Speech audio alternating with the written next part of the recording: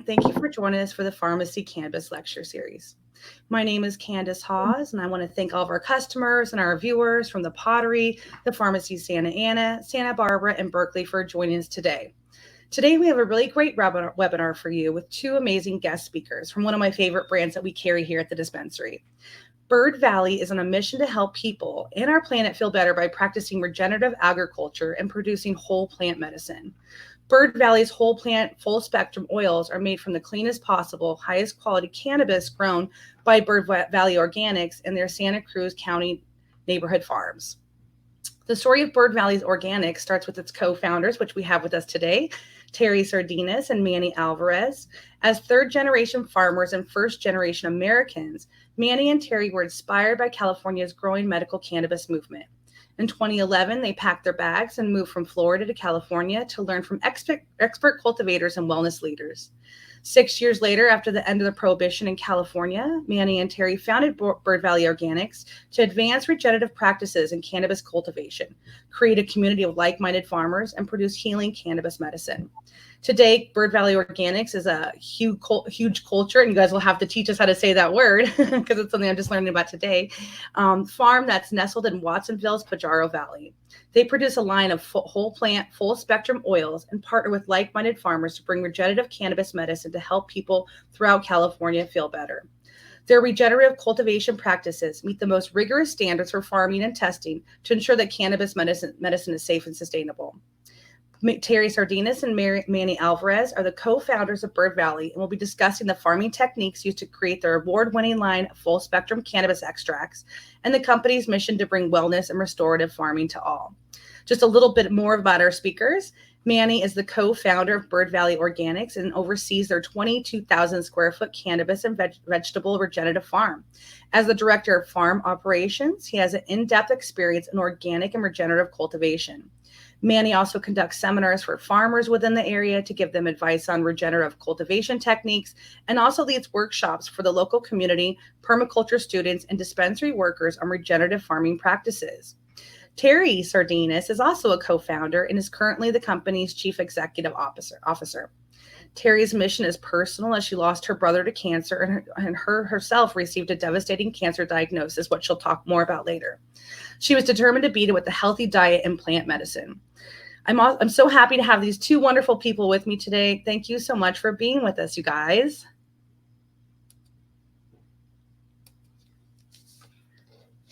Thank you. Hi, thank you, Candace. Thank you for having us. Thank you for having us. First of all, I want to thank you so much for supporting us, and we really enjoy being at your locations, and it means a lot to us. So thank you so much for that. Yeah, definitely. I love your guys' products. We recommend it to a lot of people that come in, either just using it for wellness or for people that have more severe diagnoses like cancer. It's something that we regularly prescribe or give to people. So I'm really excited to have you guys on to give us a little bit more information about your wonderful company. So let's start at the very beginning. Can you guys tell us how you guys came to grow on this land and to found Bird Valley? I want to hear like the whole story of how this came to be.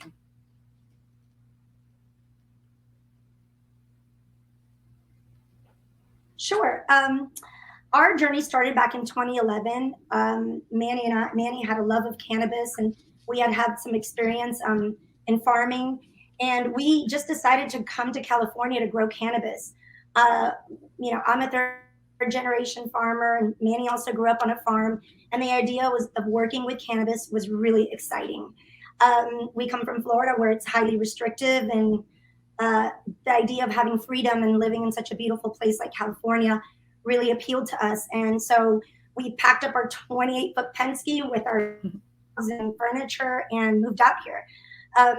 We arrived and immediately began attending classes at Amsterdam University and quickly learned. As you mentioned, I had recently lost my brother, who was 47, to cancer, and learning how this could have possibly saved his life really kind of changed our purpose of why we wanted to cultivate cannabis. We began immediately to search for CBD cultivars, but we realized we wanted to follow the medicinal side of the industry, and we started our first indoor farm in Oakland. But then one summer, Manny and I went to work in Humboldt on a farm, and we just simply fell in love with outdoor farming. Walking among those huge giant trees was really magical and inspired us like to grow outdoor. And so we returned back to Oakland and started immediately looking for land. At that time, Santa Cruz was had a pretty large limit of 99 plants.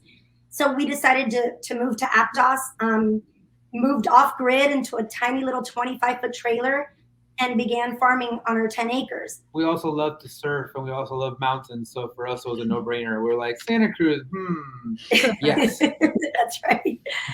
And so a few years later, we began making FSO, really because Manny had a really bad sciatic nerve pain, and we had heard that CBD could help. And so we started making some FSO for him.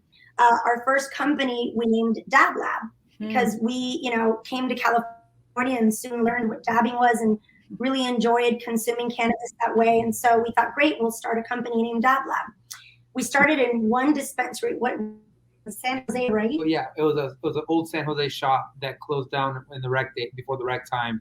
Right. But they had 5 different shops, which in those days was a big deal, and they would take a good amount of our product.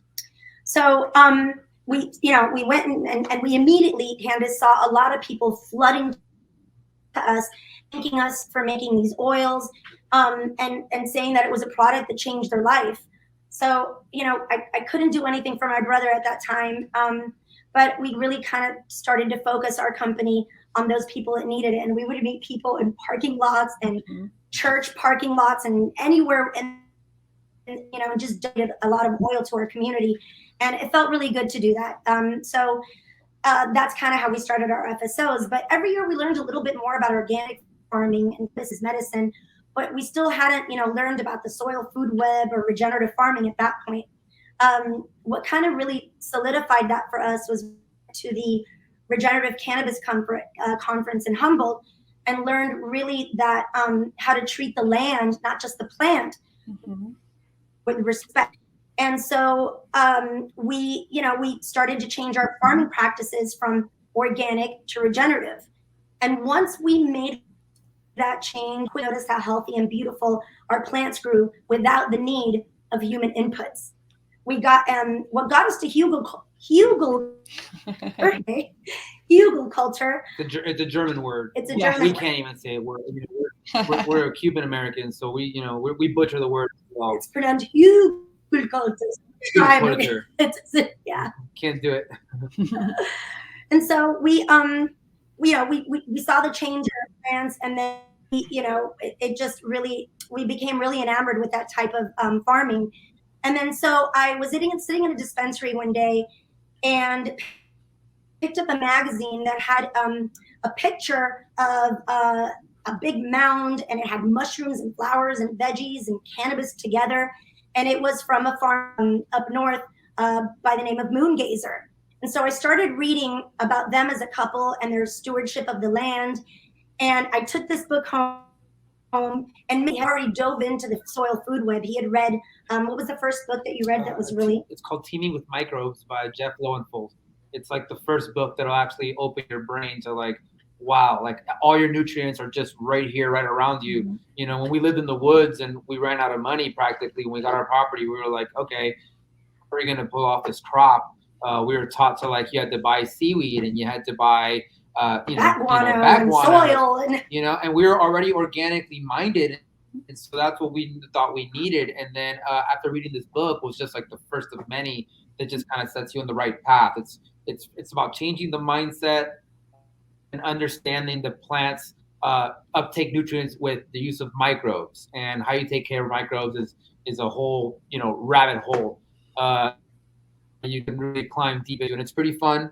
But you can learn how to produce your own plants with just everything that's around you free. Yeah, so on our for guavas, which we worked on for years, it was a conventional farm, and we quickly realized how harmful it was, and we knew when we came to California that we didn't want to grow conventional. So that was kind of our journey and what we did. So when Prop 64 happened, Manny and I quickly realized our property wouldn't pass the county regulations for cannabis.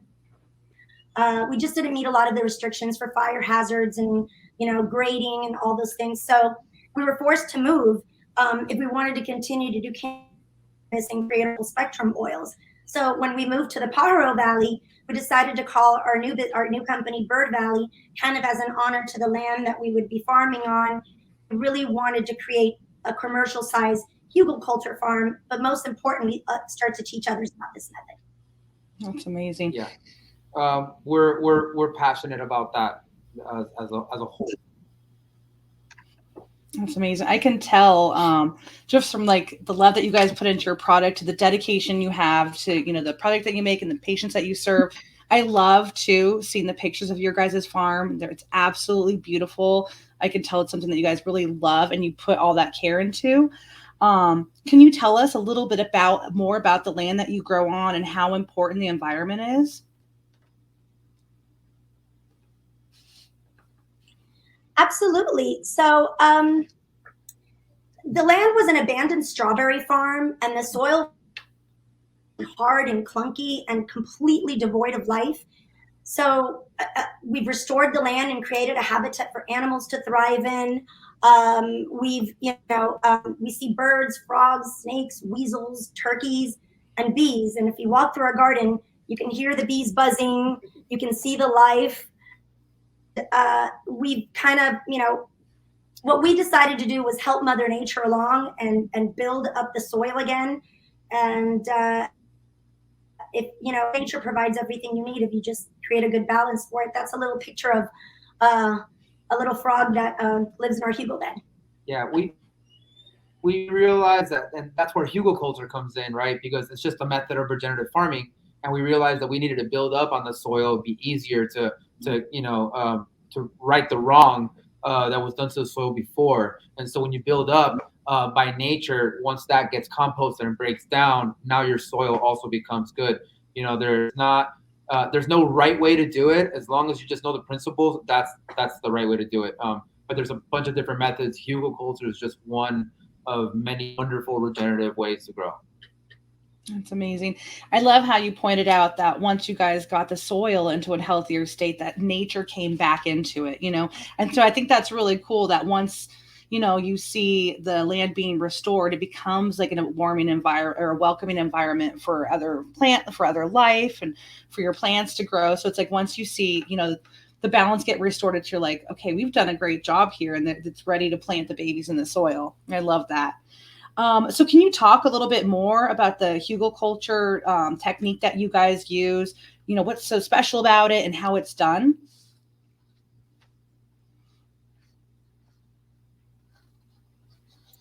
Well, I'm going to put up some slides now so you can see kind of what our land looked like before, of the processes of what hugelkultur kind of looks like. Manny and I consider ourselves not so much farmers, but like Mother Nature's helpers. We farm our cannabis and vegetables using a method called hugelkultur, and it's a bit labor intensive, but it's so worth it. So the first thing you'll see on this slide is you dig a big trench. So if you have better soil, you can build up. You don't necessarily have to dig a trench to create a hugel bed. But since our soil was really rough, it had been abandoned for so long, it wasn't cover cropped, our method was a little bit different. So we decided to dig these big trenches. About how wide would you say we did, Mom? So each trench is about 78 feet, and we have about 80 beds. So not all of them became hugels. Unfortunately, we didn't have enough wood to be able to do that. But that's the beauty of it, right? You got to just keep building. You don't have to have all the ingredients right there. As you grow also the ingredients that can go into the next beds. And so we're able to create I think in total 20 hugel beds. And mind you, when you're talking about a 78-foot bed, we're talking 4 feet wide and maybe like 18, 20 inches deep. It's a lot of material that goes into it. As you can see here. So we gathered old wood from our own property, some older oaks and stuff that was just kind of laying around, and then and we also relied on our neighbors to give us their old wood. We reached out to them and said, hey, do you have any like kind of garbage or like, any type of wood laying around that you're not going to use? And would you mind if we took it? And they were super happy because we helped clean up their yard. They were otherwise going to burn it. Yeah. And so what we did was we gathered all this wood and we dug these trenches. Then we filled it with wood and we layered it with green and brown to create what looks like a hugel bed. We took not just the logs, we took brush, we took sticks, we took, what people would consider unwanted in their yard. And these are big properties that neighbor us. And so that's part of the ingredient. It's not just the logs. You need to be able to build essentially a big compost pile. Right. So if you know what goes into a compost pile, it's essentially carbon, nitrogen, air, and water are the essential elements that go into compost. And so we're literally doing that with a hugel bed. You start the big logs, that's on the bottom. So when you dig your trench, now you've also created an environment below the soil that you started at. So now it's essentially a way to be able to build it faster. So now that's also going to wick up. It's going to retain moisture a lot more because it's logs, right? Mm-hmm. And so you create like a little nest on the top of like sticks and like brush, and then you cover that with what we call green. So that could be yard trimmings, that could be green branches that came off a tree that are still green. Grass, all is equal, all works out. It's just you want to build a little structure out of that, and then you put your brown again. So then you do it it's all like over lasagna. again. We call it the lasagna. And so that dirt that went to the side from the trench, you're gonna put it into two sections, right? You're gonna basically once you do your first layer, you put what we call first dirt. So half that dirt goes now back on the pile, and then what do? You do it all over again. You start your lasagna on top of that dirt. So you put more sticks, more brush, green, and then you put the final dirt. So the rest of the dirt that's left, you put it back on there. Now you have a big mound, and then you cover it with straw, put plants in it. Lots of different types of plants. Lots of different plants, we'll and then and off you go. Yep. And so this is a picture of what it's started to look like, and then this is what a hugel bed looks like once it's finished and planted with all of the things that it needs. How long do you guys generally have to keep the soil kind of covered up and sitting like in that process before you think it's ready to plant on?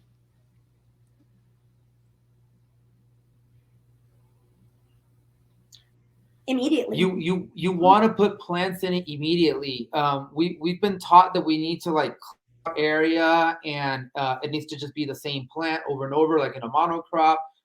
But in the forest, that's not how it works, right? Like if you ever take a hike in the woods, it's not, you're not going through the woods and it's just black dirt all around. It's the same species of tree in a beautiful, perfect row, perfect spacing, and then another perfect row. Like that's just not the way it works in nature, right? You have multiple diversity of trees, and the dirt is not dirt, it's green grass dirt. It's never bare, it's never naked. There's ferns, there's all kinds of different plants, all kinds of different bugs. They all work in conjunction, right? The plants that ward off specific bugs to protect a tree, and this is just a natural setting. And so our way of farming is just trying to mimic that natural setting the best that we possibly can, because that's the way they grow, right?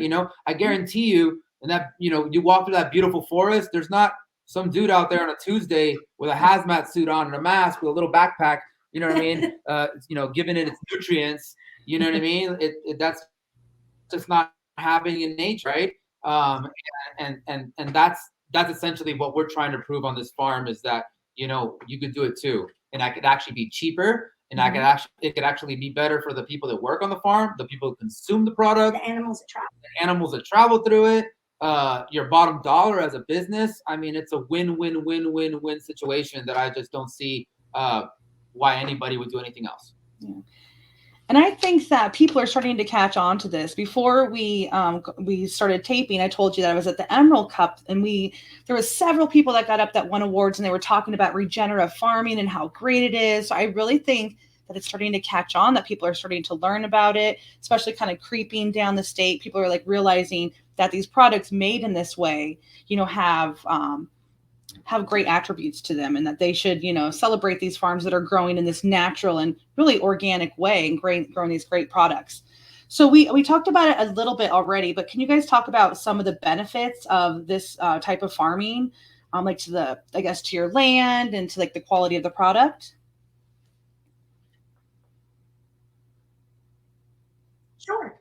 So lots of major benefits, but so as farmers, one of the greatest benefits that you have is that we save a lot on our cost of production. And in today's day and age, with the prices of cannabis just tanking, it helps us because our cost of production is low. We don't rely on buying any inputs or trucking in soil. So we make all of our own inputs on site and soil directly on the farm by composting. Regenerative farming helps build the soil food web, which is really what feeds your plants, your microbes. They are the real farmers. Secondly, I would say it's great for Mama Earth because it builds soil versus destroy it. Mm-hmm. No chemicals whatsoever that kill the microbes in the soil. So just companion planting to help Mother Nature do its job. And then I think the third and one of the greatest things that helps by doing this farming method is it produces the cleanest cannabis and also the best tasting vegetables with no harm to human or wildlife. Yeah. Aside from terpene profiles, right? Like regenerative cannabis always goes in the high percentages of terpenes by far, because, once you give that plant the chance to really fully do its thing, then you see these other numbers come up, these other elevations on other cannabinoids like CBG and CBDA, and then all of a sudden you see also high terpene profiles as well too, and that's all attributed to the relationship of the plant and the microbes together. I love that. It's so cool. I love what you guys are doing. A follow-up question. I know that, we all know here living in California that we've had a year with record low rain. So with the hugelkultur growing method, do you guys need less water? Do you need water at all? Can you kind of talk to that?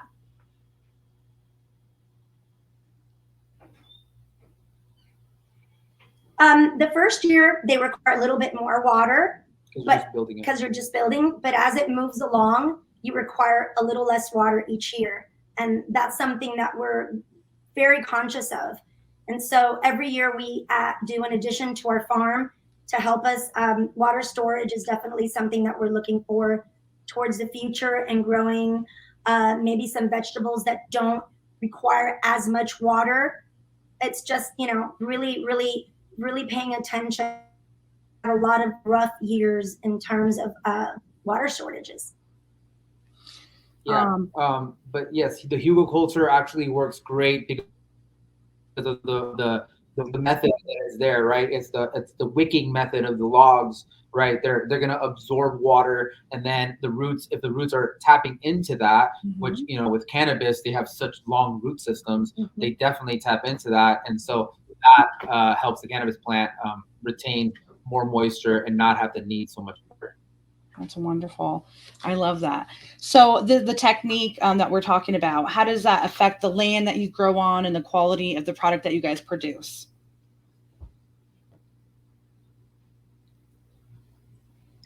Well, it's kind of, we created a palace for microbes and fungus to grow. So the quality is the cleanest cannabis you'll ever smoke or consume. Mm-hmm. And living soil really produces some of the most delicious vegetables and terpene-rich cannabis. Yeah, and the reason for that is because when people say living soil, you have to understand what living soil is. Living soil is soil that's alive, right?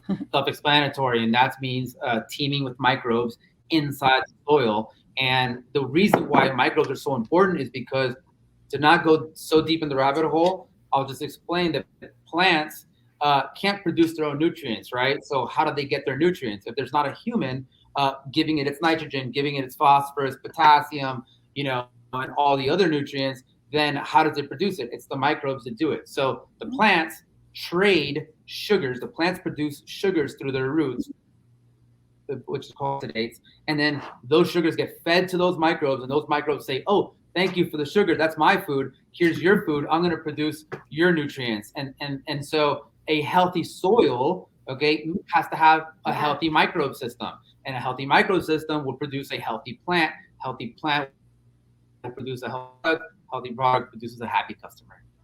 Exactly. I love that. Now, from your guys' wonderful farm, you guys create your high quality full spectrum extracts. For those that are new to this type of delivery mechanism, can you tell us exactly what a full spectrum extract is, or a full spectrum oil?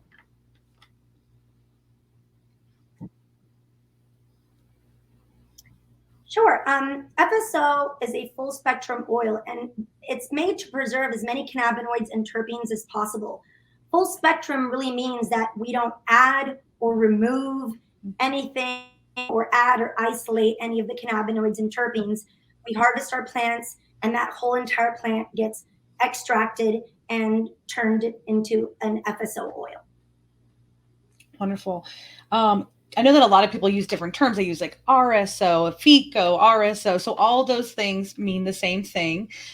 We love your guys' product, like I mentioned before, and we actually give your guys' RSO oil to our veterans here at the pharmacy. We have an SB 34 program, and we have another person that's actually watching, Shelly, who works at another dispensary here in Santa Ana, and she's also saying thank you as well for the donations that you give to her veterans. So it's very much appreciated, and we love this oil down here and what it does.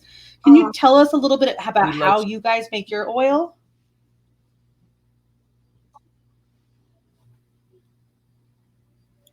Well, originally Manny used to make our oil, but when Prop 64 happened and you needed, all the different regulations happened, we needed to find a local manufacturer. So we found a local manufacturer, Creme de Cana, and they were our first manufacturer.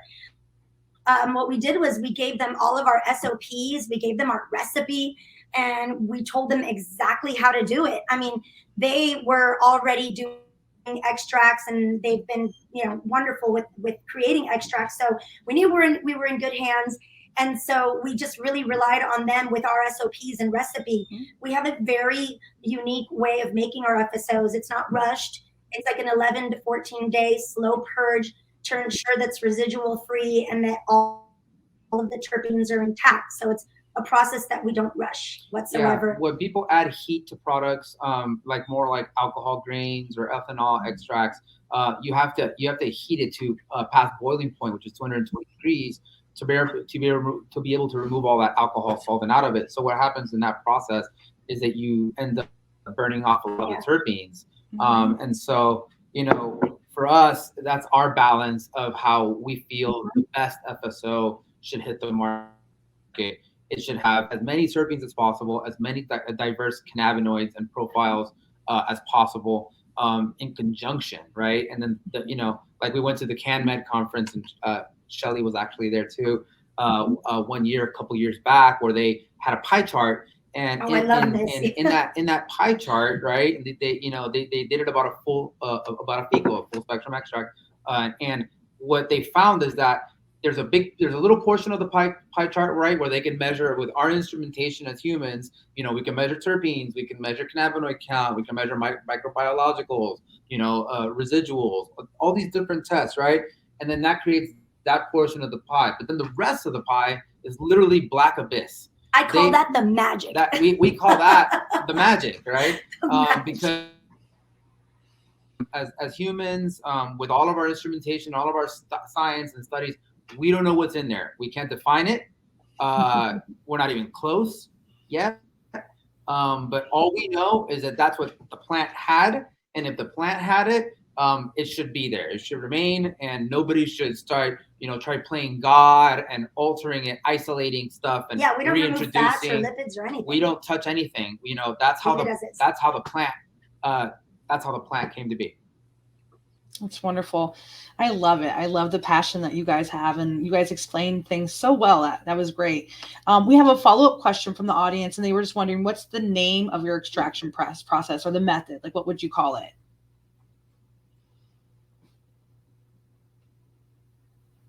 It's a solvent extract. You can do it with different solvents as long as it's food grade. We use a food grade butane. It's a cold press, so it remains everything intact. You can have RSO, FSO any way possible. It's just the fact of hexane. You could do alcohol grain. You could do cold water hash. CO2. Yeah, CO2. The issue that we find with all the different methods is they all have a positive, and then they all have a negative. Cold water hash, as people say, it's probably like the cleanest or rosin. But if the plant had microbiologicals that maybe carried through, that does not die off in water. It actually exasperates it in many cases. And so we found that to be maybe even a more harmful way for patients, right? And so if this is going to be a medical product, we feel like as long as you can get as many tests to prove its efficacy and prove its cleanliness, then that should be the winner. That's awesome. I love it. Now, can you tell us a little bit maybe about your the cancer diagnosis that you went through, Terry, and then also a little bit how like FSO is best applied and like maybe like a little bit of dosing information? Sure. So FSO, RSO, it could be used in a variety of ways, mostly used as an edible, but it can be vaped for immediate relief. It can be used as a topical. My favorite way is to add it to my coffee in the morning. Ooh. I get a little bit of high CBD and I put it in my coffee, a little bit of cream, and that's how I enjoy it. It's a great pick-me-up, and it doesn't get me so overly medicated that I can't do any type of work. Really depends on what you need it for, Candace, and what your tolerance level is, because it's a very, very high concentrated product. And I would say a little goes a long way. Start with a small half a grain of rice and work your way into the dosing method that feels right for you. And every human is different. What works for me might not work for anybody else. And there's so many different factors, and we're each of us so unique. So it's quite different for everybody's and the experience. FSO saved me from a terrible surgery. Back in 2013, I visited my doctor for what was a regular checkup and mammogram, and that quickly turned into a biopsy. And then they came back with the news that they had found a lump in my breast, and that had some vascular circulation. And given my family's history of cancer, particularly breast cancer with my aunt who had a double mastectomy, I was pretty scared. And so my doctor recommended immediate removal and surgery. So I had to go through major reconstructive surgery.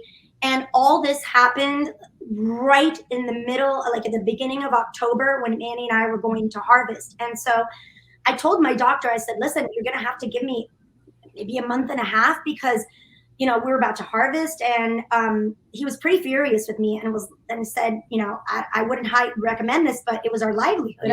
I mean, we had no other choice. I didn't want her to do it. I was like, listen, I'll harvest 24 hours if I have to, but we should get this out like yesterday. But there's also the doctor's availability too. Like he wasn't able to do it for like a month. Weeks, yeah. So she was just like, well, if we just time it out just a little more, we can get through harvest, season, and then I can just relax for the rest of the season. So I went home that day, cried for about an hour, and thought I was gonna die. And then I thought, I can just take matters into my own hands. Cannabis heals people, and this is my own product. So I began taking 75 milligrams in the evening of 2 to 1, and during the day I would take 75 milligrams of my high CBD. But I feel, Candace, like healing is holistic. First of all, you have to have the mindset that your body can and will do this for you. And it's not just cannabis, I would say, that helped me. I completely cleaned my diet. I started doing research. I ate very low acidic foods. I completely gave up meat, all sugar. And I started to really start to look at life differently, meditate, reduce my stressors. And, I firmly believed I'd be able to heal myself, but I still was set for surgery. I mean, I was just like, okay, here, take me, I'm going in. It's just what I have to do. So a week before my surgery, we had harvested, we didn't get to finish it all, but we harvested as much as we could. And I went to the doctor, and during my pre-op MRI, they had to do the process twice, because it was completely inconclusive. It was gone. The only thing that was left in the monitor was the little teeny tiny titanium pinhead of a marker that they left. Little stint. Yeah, so they would know exactly where they needed to cut me open and start the process. And so the doctors were shocked, and I'm really happy to say that it has never returned. That's wonderful. But it did change a lot of habits in my eating and in my life. Yeah, the doctor's reaction too was pretty staggering for us too. They just were just like, it was a mistake. Yeah, it was a mistake, or they just weren't hearing it, and that was a big catalyst for us as well too. It's like, wow, we need to get this out. We need to get this medicine out, the message out, teach people how to heal themselves. because that's how you really make change, I feel. Yeah, definitely. I really love that story, and I'm so glad that everything turned out really positively for you, and that you had these resources. You knew about cannabis as a medicine. You knew how to heal yourself, and so I love that, and the fact that you're taking that, and it's really just energizing you guys to continue what you guys were already doing. So thank you so much for sharing that story, because I know it's really personal, but it can help a lot of people, because like you said, it's not just cannabis. You can't just put all your hope on that bucket. It's everything. You need all-encompassing life changes. You need to have a good mental state. You need to like meditate and visualize, and just surround yourself with like people that are going to feed your soul and make you healthier, rather than around stressors and people that can just take away your energy, because you need all of that to heal yourself. So I love that. So thank you so much. The next thing I want to talk about is your guys' wonderful property and the special events that you guys are going to start doing there. Can you guys tell us about that? Yes, absolutely. So we were really excited to finally open our farm up for events.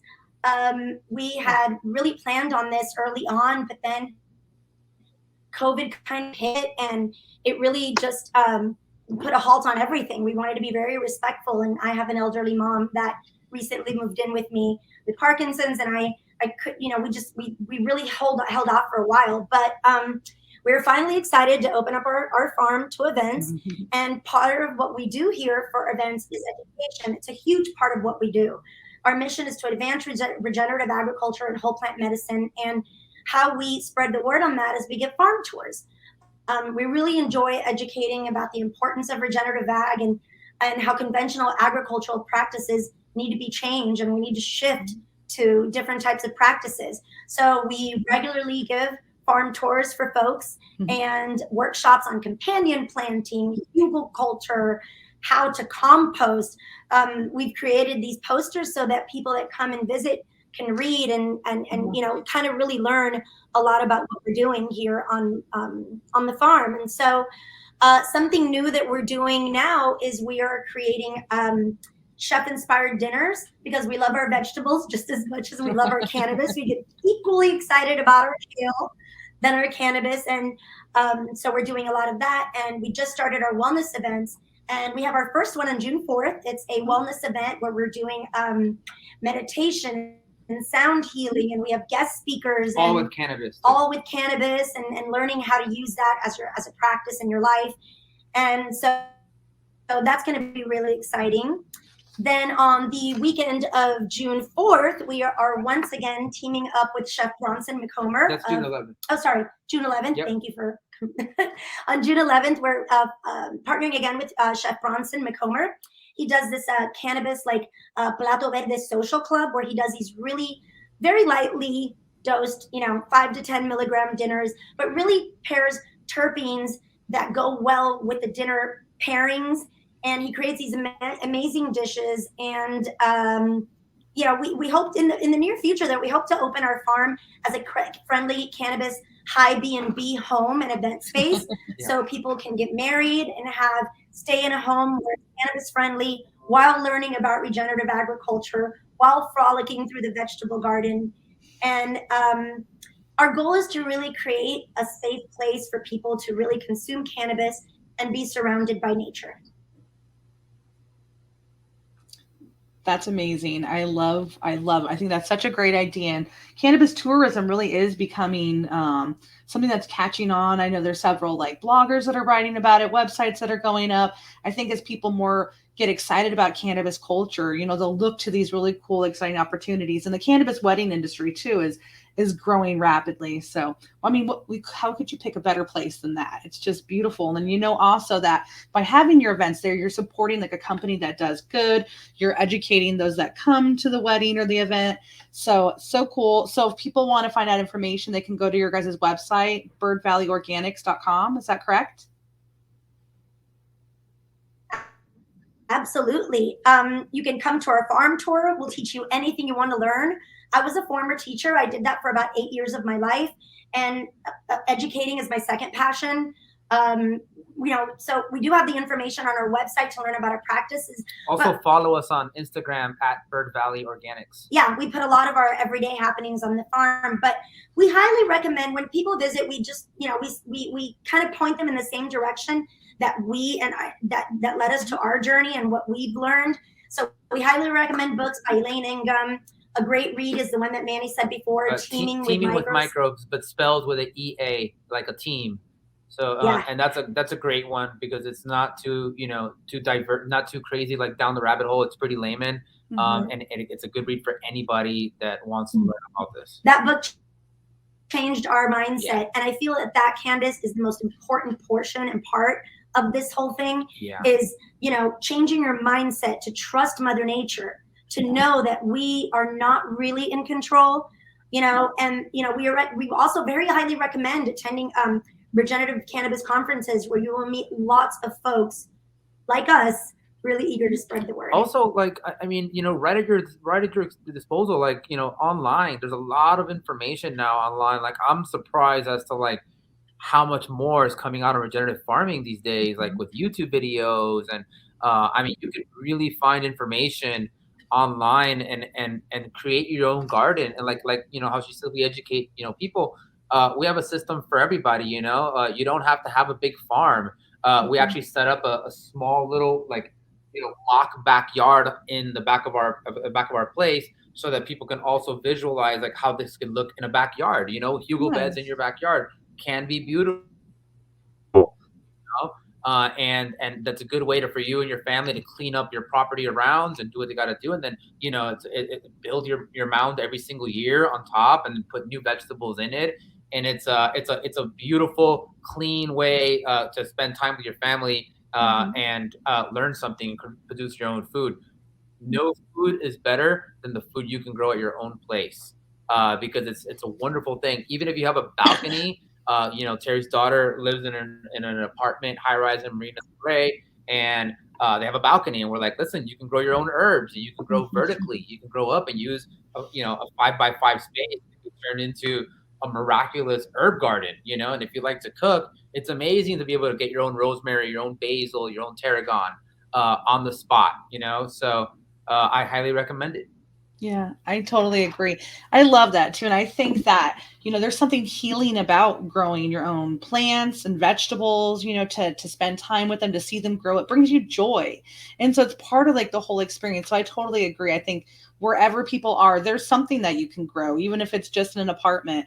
And I think too, I know that I've spoken at garden clubs in the past. And I think that if you're really into gardening, this is something that you could do and really kind of impress your friends and do something new and teach someone else something kind of new. So I'm really excited about this. So you mentioned a couple places that people can get more information, and you also did mention some trainings that you guys are having. But is there any other way that people can find out about your techniques? That you have any virtual trainings or anything like that coming up besides coming to the farm? When you come to the farm for a farm tour, that's where you will get most of your information. We really enjoy giving farm tours a lot. So we really invite people to reach out to me via the website, and I'd be happy to we give tours for about 75 people or 5 people. When we get just as excited when it's a large crowd or when it's a small crowd.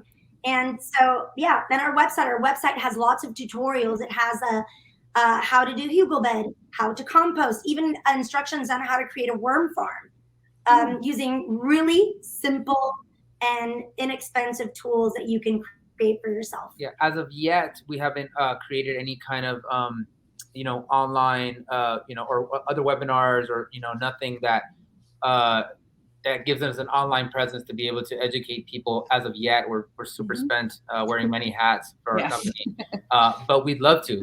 Somebody presents the platform for us, and wants to have us on, we're always ready to rock. At the same time too, we're accessible through email. If you have questions, I answer random questions to people all the time. If you're trying to start a garden, you have a question, call us, email us, text. I'd love to help people out as much as I possibly can. Share our knowledge. I can tell that. I can tell you guys are passionate and you're about people and about the cause and about the earth, and that's what I love. You're my people. I love it. We have just a couple viewer questions, if that's okay with you guys. So somebody's asking, can you use regenerative farming, hugelkultur to prevent diseases? Do you find that there's less diseases in these plants with these growing methods? Well, yes, I would say yes. But here's the thing about disease, right? Like it's not, there's a lot of variables, right? And so when you first start out your garden, you're implementing these processes, right? And so they're not established, they're not set up just yet. So you might encounter some problems.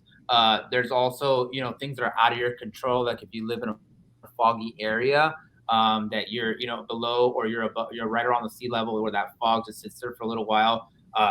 Sometimes you could have the healthiest plants, and if you have a month of fog, you might get some powdery mildew in a plant, some, botrytis. I will say though that the healthier your soil, yes, the healthier your plant. Yeah, and so for us, we actually live in a foggy area, and we don't get many of the diseases that a lot of these farmers get. Where they lose huge portions of the crop to mold. We're in the same conditions, and we're not losing a lot of product to mold. And so I feel confident that it's our regenerative practices. When if a lot of the same a lot of farms are in the same area are suffering from the same product for the same thing, and we're not, I have to say that regenerative practices helps that. Aside from the fact that it's proven that it's a healthier plant. So if you have a healthy soil, that's going to create a healthier plant. And so if you have a healthier plant, they're going to be less prone to disease. Good answer. That was a lot of really good information. That was a really good question too. Another question is, what is your guys' drying process? And then you're saying, do you dry or wet trim? So depends on what it's going for. So we are incorporating, so how we normally do it for flower, we dry cure. We don't do fresh frozen, for our FSOs. So our FSOs is dried and cured. And we don't wet trim. We always dry trim. And we don't wet trim, we dry trim.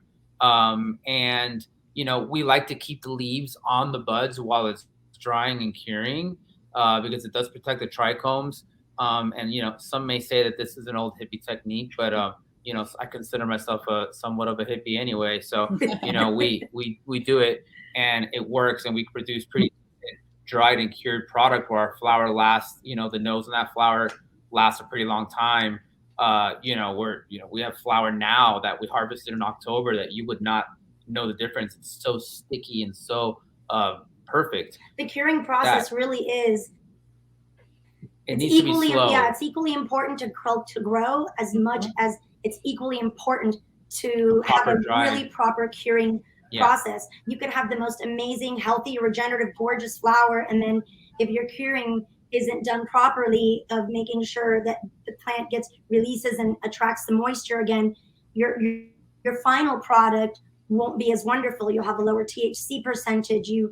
Everything less taste, less terpenes, more chlorophyll prevalent. And so for us, the slower the better. Yeah, a little more technical in how we dry. We hang dry on the stem. We don't stems. There's many ways to do it, and commercially, a lot of people like to cut corners, unfortunately, and I get it, but for us, we stress that process because we understand how important it is. It does not matter how great you spend the rest of the season growing your product. You get to that point right there, and you mess that up, and then there goes the quality of what you were trying to put out.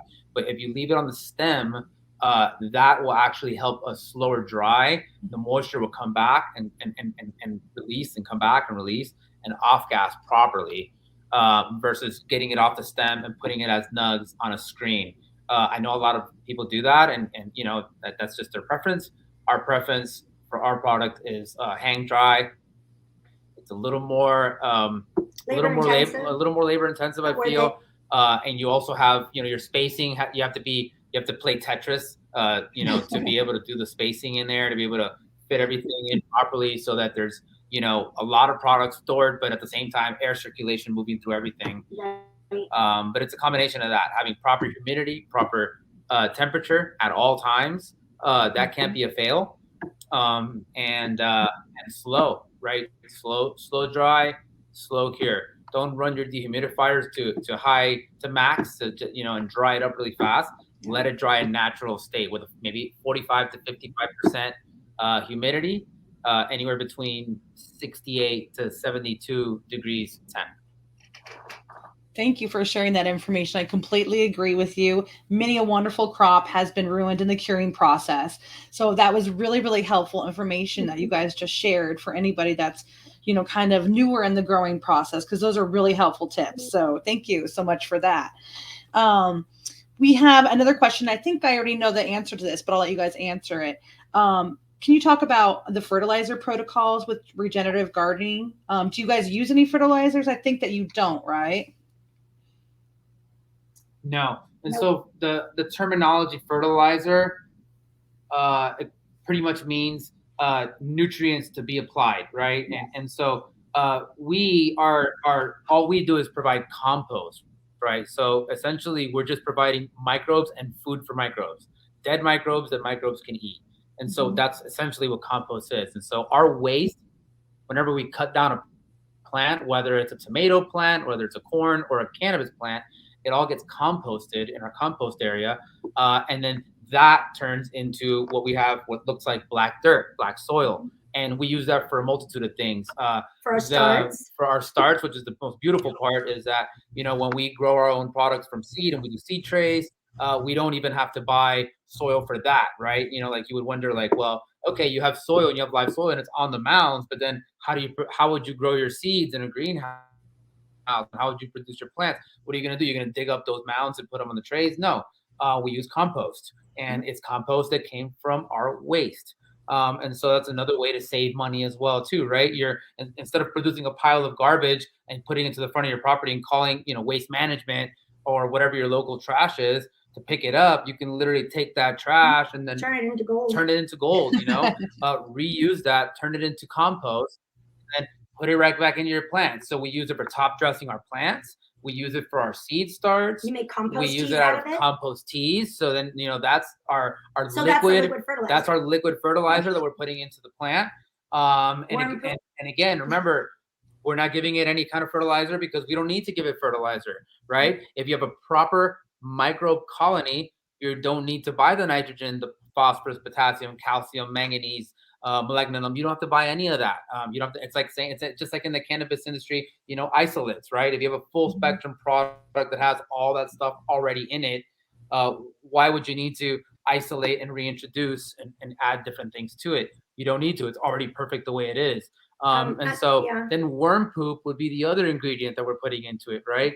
And so what is worm poop in the system? It's the mesophilic area of your soil. It's your 55 to 65 degrees temp right under your 18 inches of soil, right? And that is an intricate part to your overall system as well, too. Worms create tunnels through your soil. They also leave their castings, their poop everywhere, and that is also food for the microbes. No. To answer your question, we buy nothing from a box, nothing from a bottle. We make our compost on site from our garbage, and that creates our food for our microbes that are in our ground. And another thing that's wonderful about that method that Manny was just describing is that one of the practices, the beautiful things about regenerative farming is that you can create a no waste farm. Yep. So and create your own and close your loops. Closing loops meaning providing for yourself. So our first year we had to truck in soil for our starts because we didn't have any to make. We didn't have anything. We have compost. Yeah. But by year 2, we made our own soil enough that from the waste. That created beautiful black dirt for us to start. And now we create our own soil and we don't have a bag that we have to throw away. And our goal, right, is to become a no waste farm. Difficult, but not impossible. And every year we get an inch closer. Yeah, our cultivation is almost zero waste. And when I say almost zero waste, it's like, we're still, our irrigation is still plastic hoses. There's still factors of a farm that we haven't figured out, and I don't think many have figured out how to be exactly zero waste. So we're really trying. But when it comes to our nutrient cycling from our plants, that is zero outside input. So if nature didn't make it, we're not putting it in. So we're not buying the back guanos, and we're not buying, you know, different stuff. And it's But like, you created a really interesting thing this year. You and Andres decided to do the what? Jane, Oh yeah, so now we're also incorporating some Korean natural farming, or what they call jadam, you know, little.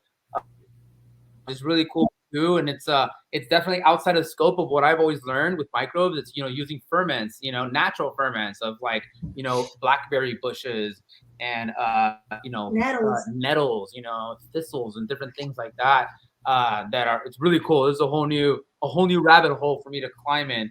And our farm manager Andres has already been getting versed on that, reading a book, and kind of going down that rabbit hole. We need to talk to Wendy Kronberg about this. We got to get her here to visit our farm. She's been doing. Yeah, but yeah, that's what we recommend. You know, if you're understand that there's difference, right? Back guano is definitely a start. It's a derivative from an organic source, right? Like somebody was definitely inside that cave, scraping up that back poop, putting it somewhere, and then, but what happens is that some company comes around, purchases that back poop, and they say, we're going to put it in a nice little branded box or a nice jug, and we're going to sell it to hydro stores and ag stores all across the country. And how do we keep this poop from going bad? We're going to have to add some preservatives in it. So therefore, there's heavy metals in it. That's why you have a date that says January 2025 on it for a bag of poop, right? And so understanding that is not entirely clean, right? Where, you know, and so I call that organic, right? Because not, you know, big companies came in, big ag came in and pretty much pimped out the word organic.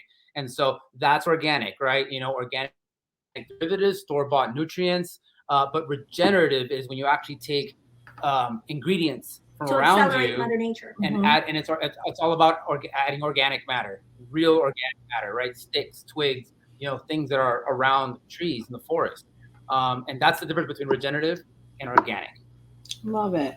Love it. That's a really good note to end on too, you know, kind of bringing it all together. And after we've talked about everything, like the true meaning of regenerative farming is using Mother Nature, using what's around you to grow, you know, high quality cannabis products. And I actually had somebody come through about a year ago who was teaching those same jadam growing techniques. So that's really cool that you kind of brought it in and also mentioned that as well. Very cool. You guys have been so wonderful. I've really enjoyed this time with you guys. I love your company. I love the work that you do. I love how you're so compassionate and you're so willing to give to these SB 34 programs, how you care about the land that you grow on. You care about your bodies. You care about the patients that use this cannabis. So, you know, I've really enjoyed this time with you guys. So thank you so much. Thank you so much for having us and for for always supporting us. Yes, since day one, since like the original Bud and Bloom shop. You know, we've been you know selling our products at all the shops that you guys have been opening for since Kingdom Come, and we're really happy to have this partnership with you guys. Thankful. Thank you, Candace. Yeah, likewise. And shout out to Scott. Scott's our Bird Valley rep for this region down here. And he is amazing. I love Scott. So just a quick shout out to him. I'm sure you guys love him as well. So thank you to our speakers again. Thank you to our guests. Yeah. Thank you to everybody for joining us and, you know, wanting to learn about this farming technique and for looking for better ways to grow your plant medicine and make yourselves healthy. Thank you for being with us for the Pharmacy Cannabis Lecture Series. We hope that this information that we shared was able to help you become better informed cannabis consumers, and that this information will help you find relief. Until next time, everybody stay well and stay safe. Thank you. Thank you.